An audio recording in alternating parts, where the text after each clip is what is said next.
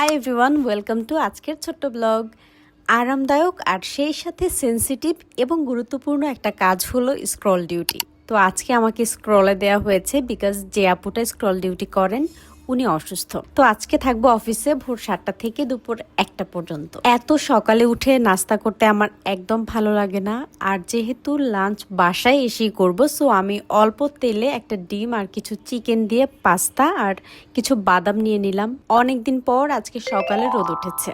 Scroll duty মানেই সর্বক্ষণ স্ক্রিনে তাকিয়ে থাকা, বিশেষ কোনো আপডেট, ব্রেকিং নিউজ সবকিছু ঠিকঠাক মতো দেয়া হচ্ছে কিনা, সেটা আবার স্ক্রলে যাচ্ছে কিনা, এখানে এক একটা আঁকা রেখার ভুল হওয়ার সুযোগ নেই। So with full care. আর সারা দেশে যেহেতু এখন বন্যা পরিস্থিতি, সেই সাথে জাতীয় আন্তর্জাতিক খেলাধুলা সহ সব ধরনের নিউজের ব্রেকিং নিউজগুলোই যায় স্ক্রলে। মাঝখানে একটু লটকন ব্রেক, ঘন্টাখানেক যাওয়ার পর মনে হলো এবার একটু চা না হলেই না।